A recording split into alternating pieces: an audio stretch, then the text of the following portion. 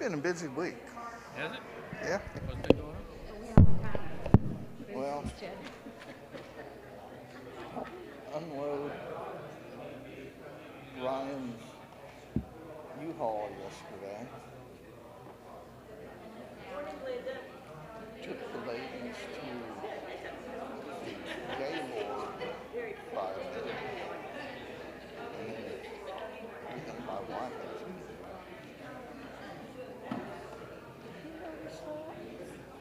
Am I?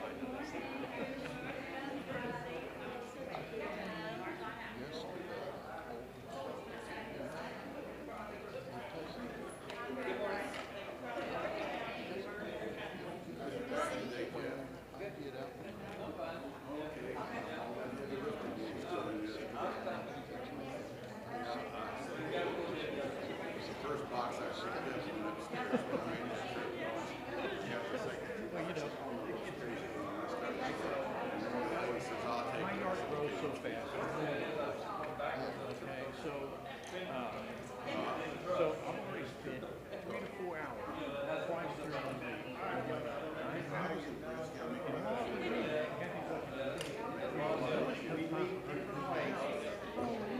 Hi, Judy. You doing okay, baby? That old man doing all right?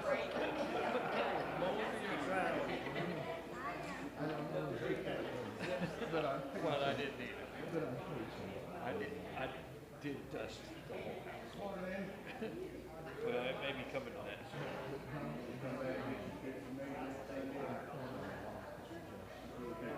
He cleans for me. He doesn't get touched. He doesn't do it. I don't get touched because I can't. He's been.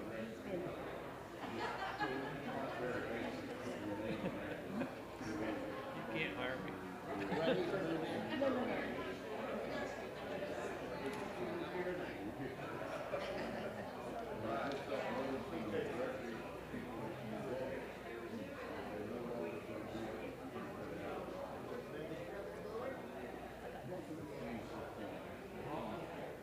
Good. You'll have to show me later about it when I do it.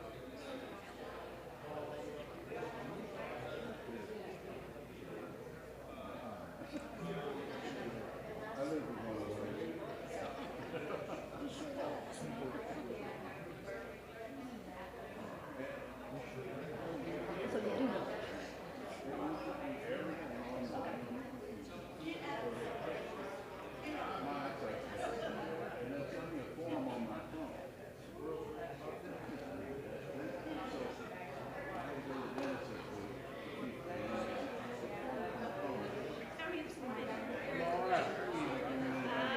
Uh,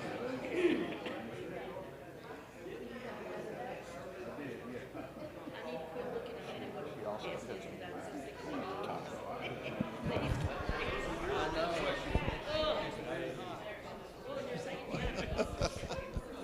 well, Mary can't very much. So. Have you seen Britt?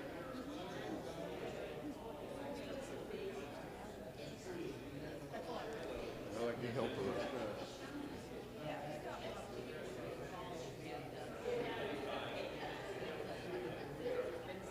Yeah. Dusted drives me nuts. Is this on? All right. It's actually working today. Do what? Oh, okay. Well, it's 9:35, so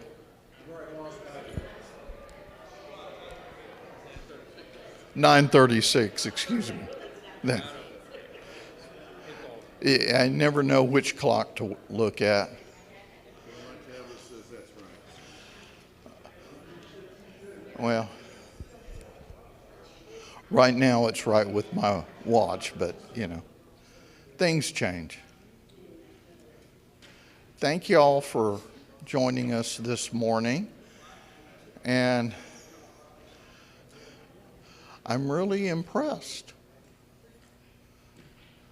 Ryan has shown up this morning, and We told him it was okay if he came casual because all his clothes are still in boxes and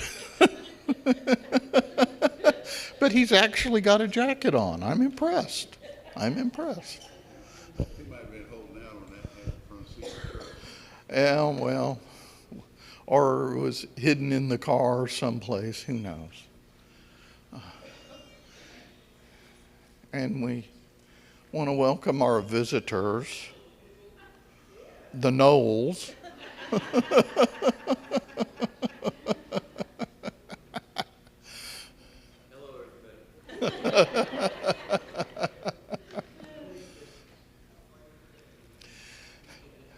So, is it hot now, Chuck?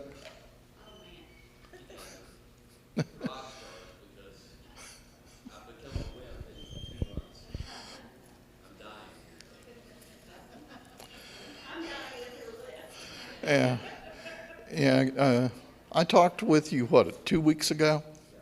And, I'm sitting there and I'm looking at my phone at the temperature outside, and I'm talking to Chuck on the phone, and he goes, well, yesterday it was 73.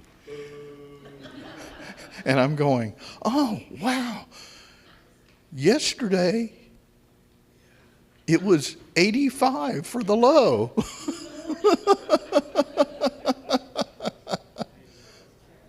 But good to see y'all. We're glad y'all had a safe trip from New Mexico, and we've been praying a lot. Anyway, we'll get started on class. Last week, I was talking about I am the bread of life. I'm going through the I am statements from John.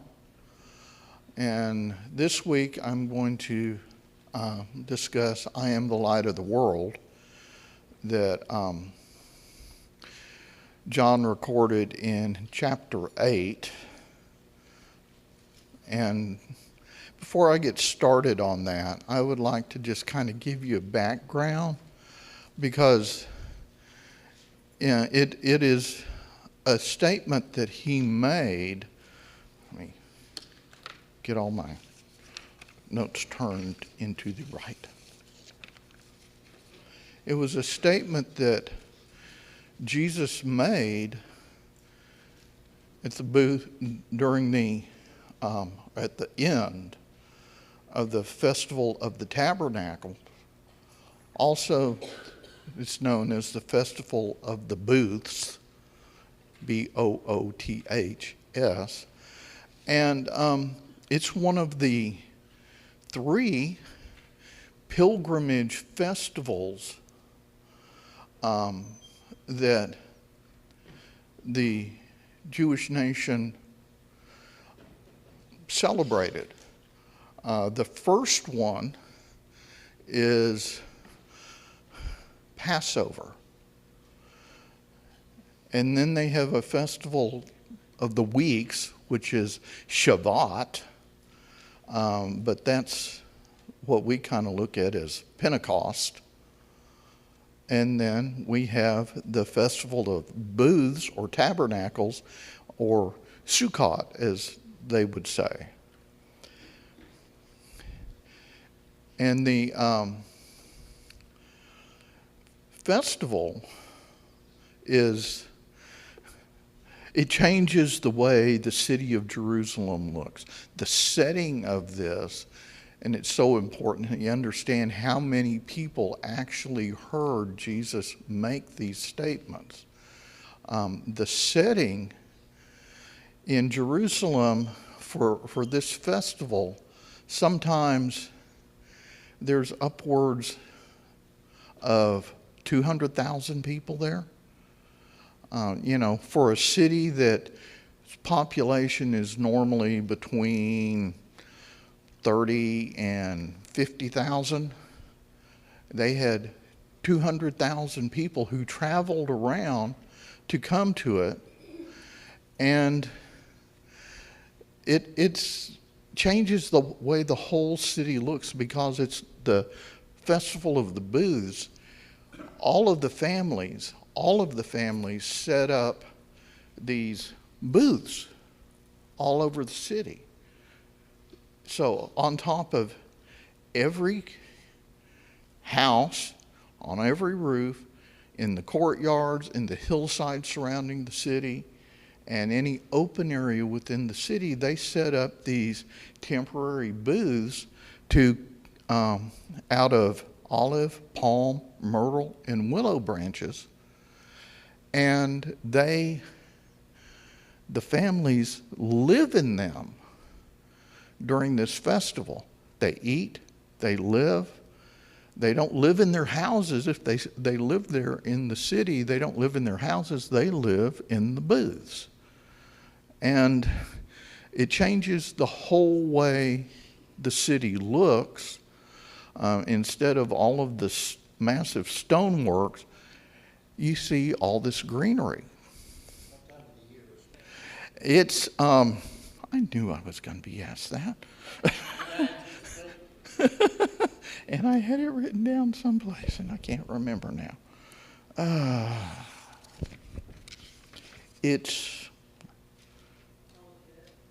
Yeah. That's one of those things that I was looking through all this stuff, and I did not.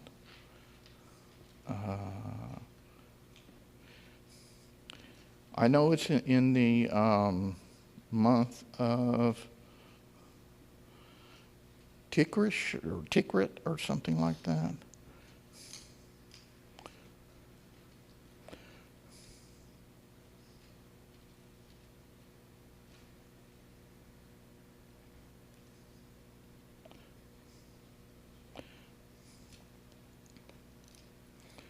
Let's see, come on. Technology's wonderful when it works. There we go.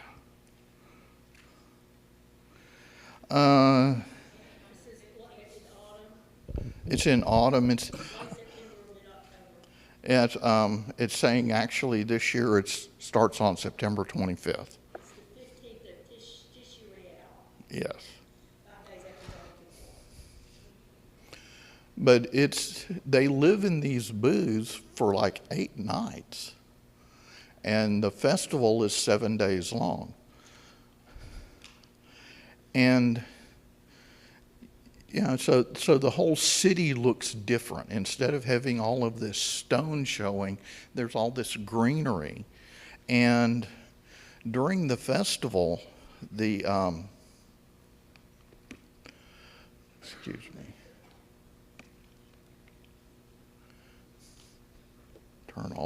Turn all of this off so if somebody decides to text me, it doesn't start making all kinds of noise.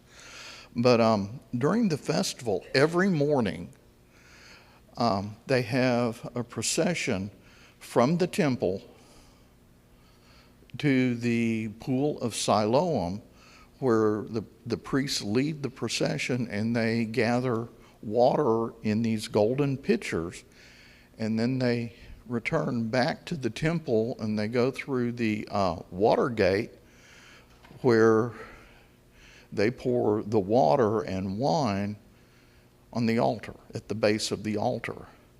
And, so you have all of these people here. And it's really a big celebration. What I looked up, it talked about how the city just gets transformed because you can't see much of the stonework. You can see the temple up on Temple Mount, but throughout the rest of the city, it's all covered with greenery. So it changes everything. Every night, men go through the city with bundles of branches of myrtle and various trees, and they wave them and they walk along singing religious songs. They have music playing from the temple steps every night. It's a big, long celebration. And so all these people are coming, and they're there, and they're celebrating. And then we also need to remember that in the evenings, the city gets lit up from the women's court of the temple. They have these huge candelabras that burn olive oil, and they are lit every night, and it lights the whole city up. They say every courtyard is illuminated by the light from these candelabra. So it's a big celebration. There's a lot of people there. They're celebrating. Jesus was there, as he was, since he was a Jewish man. He was there, and he actually used this time to really spend letting people know more about him and his ministry. During this celebration is when we had the story of the adulterous woman, which kind of brought Jesus to the attention of the Pharisees and the Sadducees. But we also saw at the end, they really started questioning him, because Jesus, during this celebration, spent a lot of time teaching in the synagogue. And people were all going, who is this man? How does he know so much? But he's teaching us. Where did he learn this? Wasn't he the son of a carpenter? How did he learn all of this? And then towards the end of the feast, actually, I think it was on the last day of the feast, Jesus is teaching in the synagogue, and he makes a statement that is recorded in John 8, verse 12.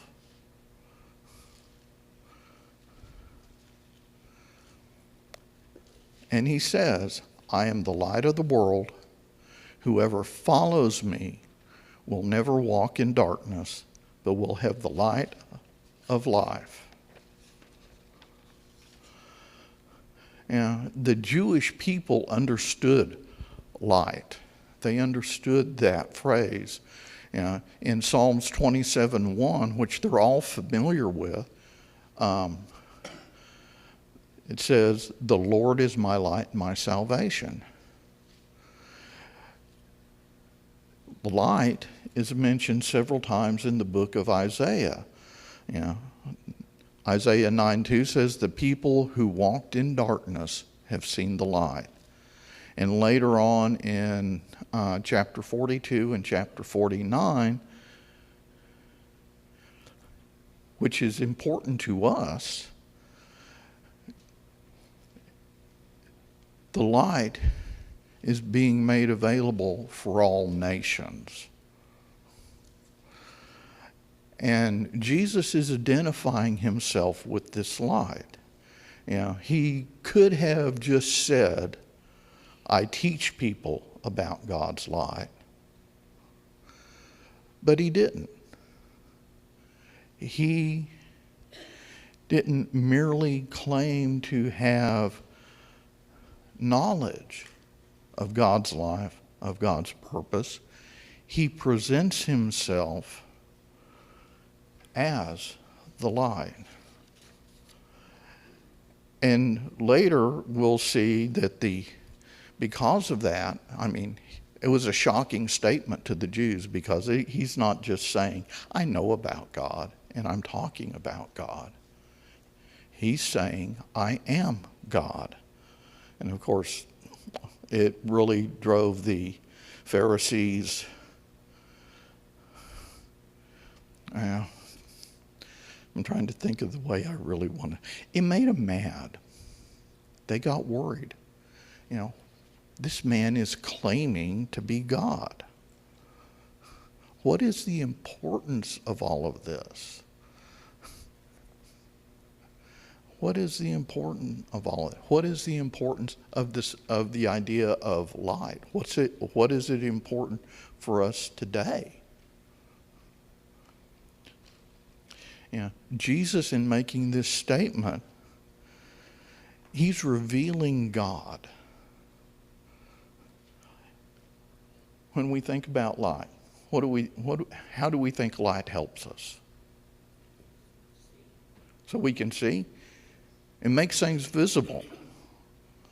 And what Jesus is saying is he's going to reveal the character, the will, and the truth of God, because he is all of that together.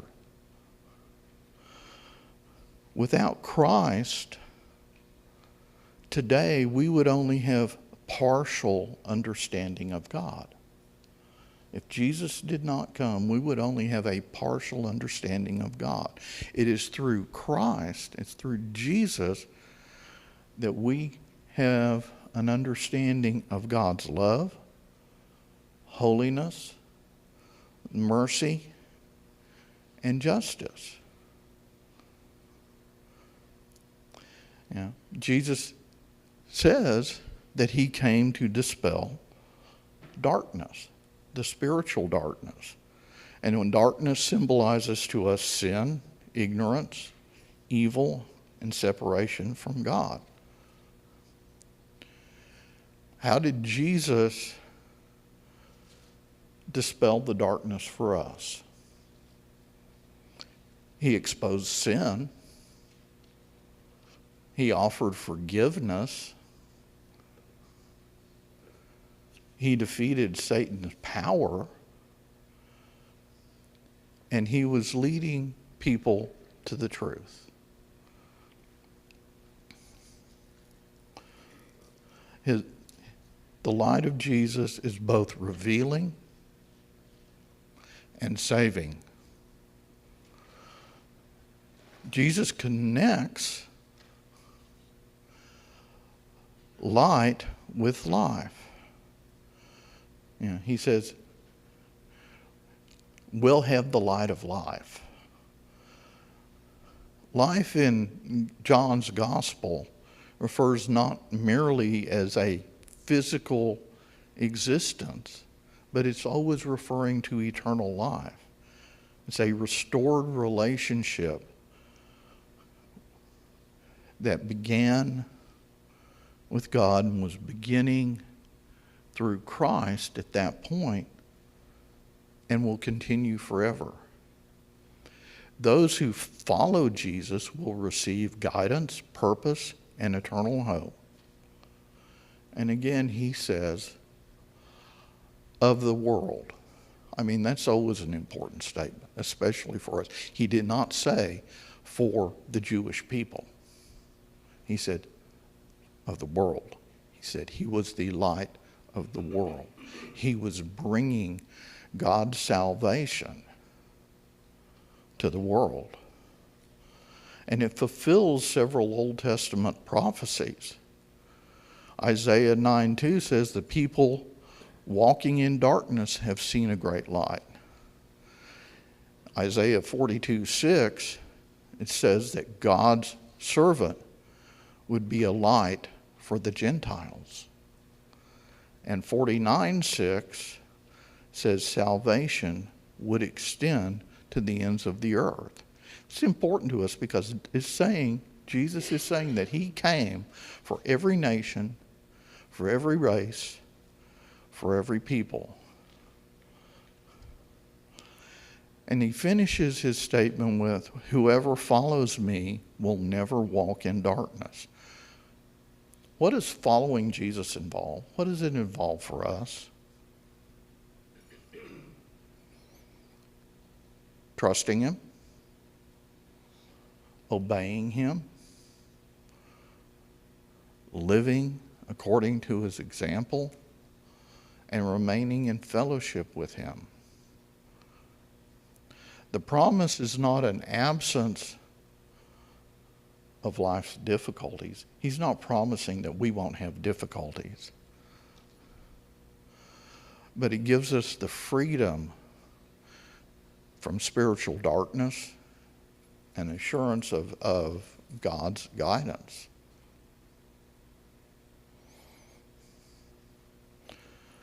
Yeah, immediately after Jesus made this statement, the Pharisees started challenging him. They questioned his authority. They acknowledged they were saying that if we acknowledge what he's saying and accept this claim, it would mean they were acknowledging him as the Messiah. And the Pharisees did not believe that Jesus was the Messiah. And they would be acknowledging him as the Son of God. But his answers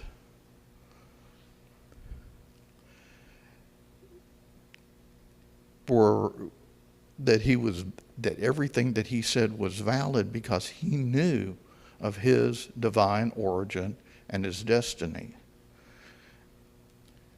And the Father, God, bore witness to him. The exchange highlights the contrast between spiritual blindness and spiritual sight, which is a recurring theme in John's Gospel.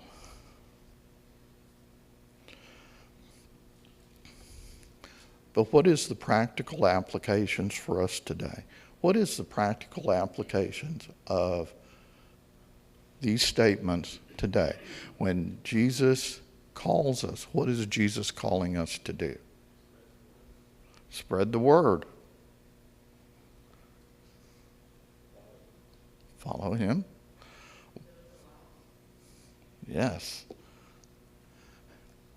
To me, the big one, which is actually the hardest one, is to trust in him.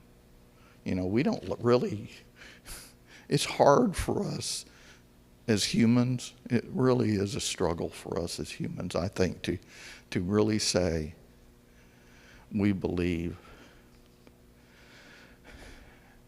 and we place our trust in Jesus. But how many times in our life do we think we can do things our own way? Unfortunately, I think that a lot. But we really need to let go of our earthly, physical present, our spiritual sin, and turn to our spiritual sins. Because we need to put our trust in God. How many times have we had struggles and by putting our trust in God, we found an answer? I know an example in my life. Years ago, I was working at John Peter Smith Hospital, which was a tremendous experience for me.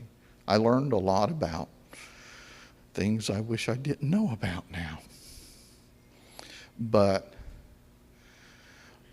after working there for 19 years, I basically was the assistant laboratory director there. And my boss asked me to do something that I just didn't think was right. And I went and I sat down in my office and I stared at my computer for a few minutes. I called my lovely wife and I talked to her for about 15 minutes. And I typed up my resignation. I didn't know what I was going to do. I didn't know what I was going to do. I had no idea how I was going to support my family, but I resigned. And I went home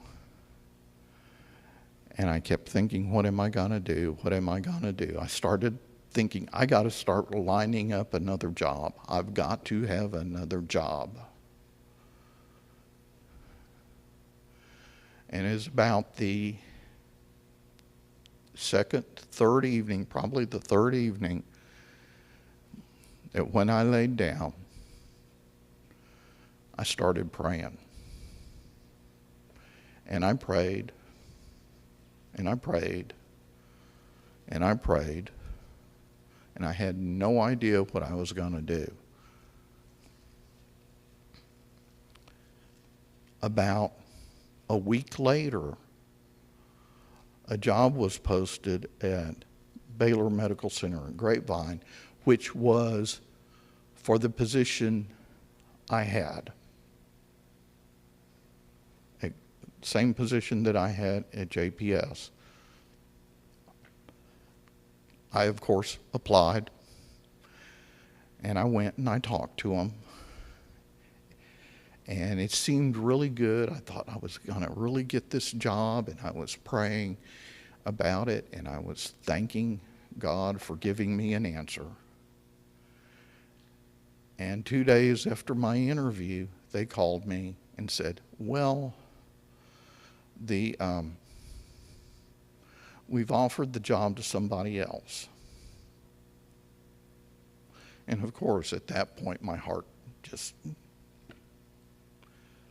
But, and that was the person I was talking to saying, but there is a position that we think you would be perfect for. And I came back and I interviewed for that position. I talked to 3 directors, 2 VPs, and I got the job. And I finally got to retire from that lovely place. I enjoyed working there, but I got to retire from that lovely place after 22 years. That is the biggest example in my life that proves to me that God answers prayers. I had no idea what I was going to do, and God gave me the opportunity. God presented me with the opportunity, and I ended up with a better job, better life. It just changed my life drastically. It was great. It was wonderful. So yes, we need to trust in God. In the one thing that when I asked, what are we have as implications of this today? One thing I didn't hear, but that is we have the ability to live with hope. We know that the darkness of the world will not have the final word, because Christ has come to overcome it, has come and has overcome it. I'm sorry, I'm tired. Ryan wore me out yesterday.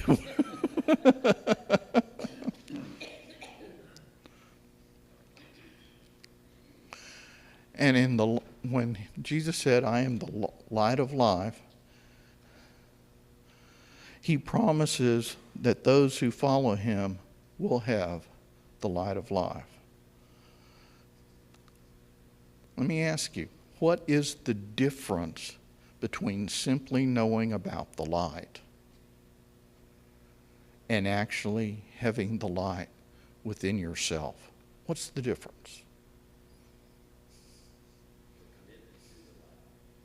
Commitment? Anything else?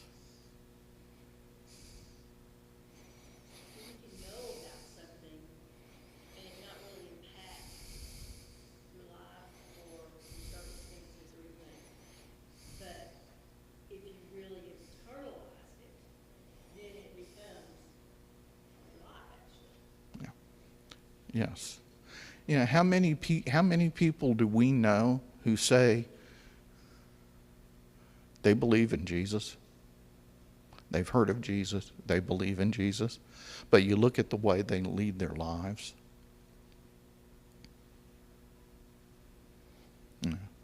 Are they showing always the light of God, the light of Jesus in their life? Yeah. There's a big difference between knowing about it and living it. Yes, sir. I just read an article this morning, a small one, about a TV star who says she accepted Christ about 3 years ago, and how it's changed her life even though it may not show on the outside. And I'm thinking, if it doesn't show on the outside, the change can't be very deep. Amen, brother. Yes. You know, because, you know, we can get out and we can go out into the world and we can talk about Jesus and we can talk about what Jesus has done in our life. But if we don't really show people, we're not really doing what we need to do. You know, we need to show that we can do more than just quote from the Bible.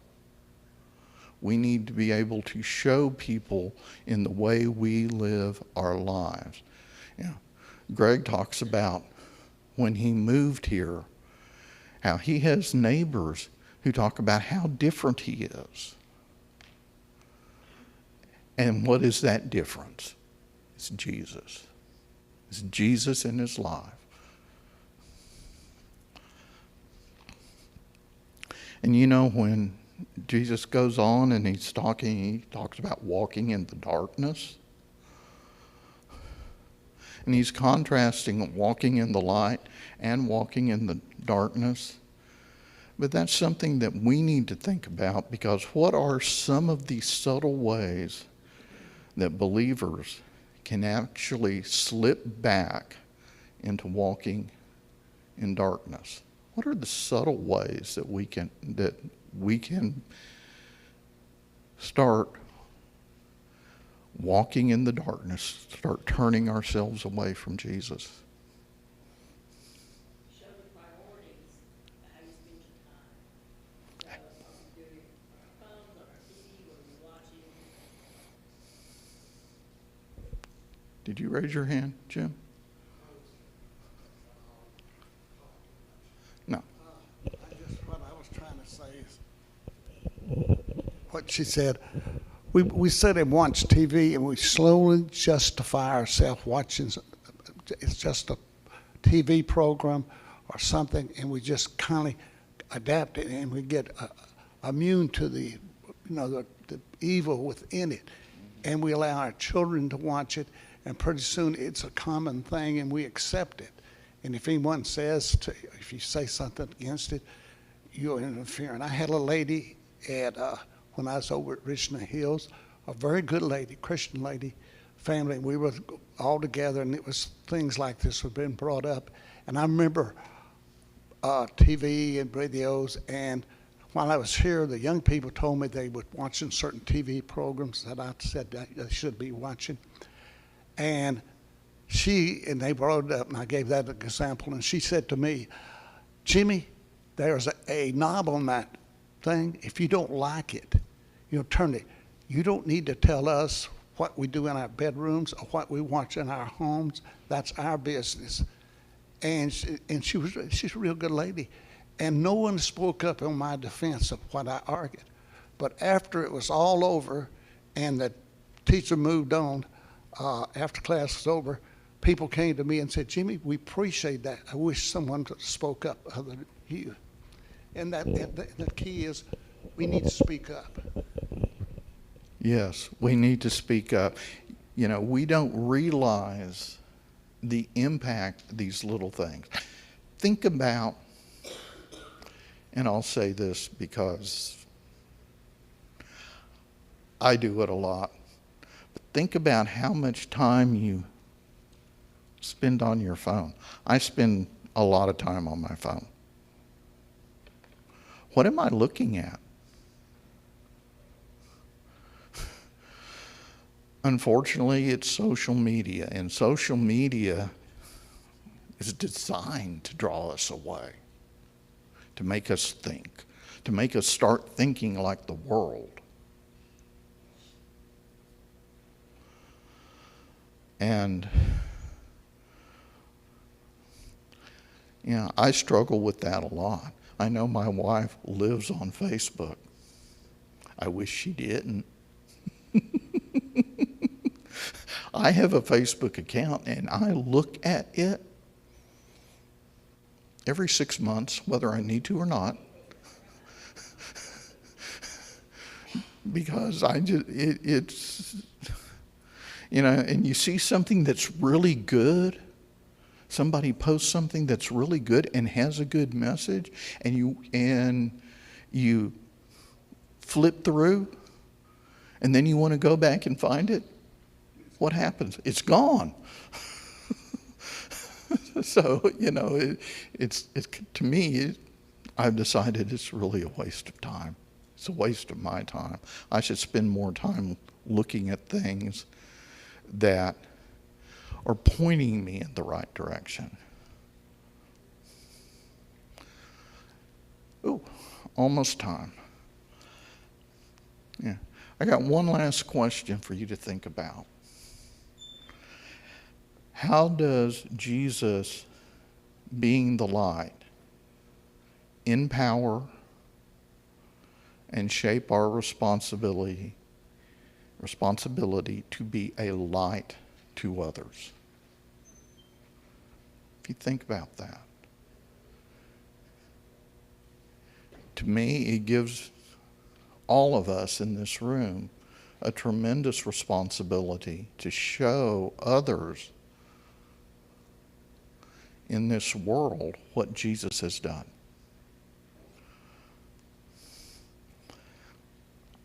I think that we need to always remember where we need to focus.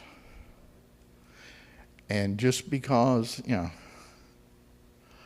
I can tell you things that are in the Bible, I have a hard time remembering the exact chapter and verse, but I can look around and find it.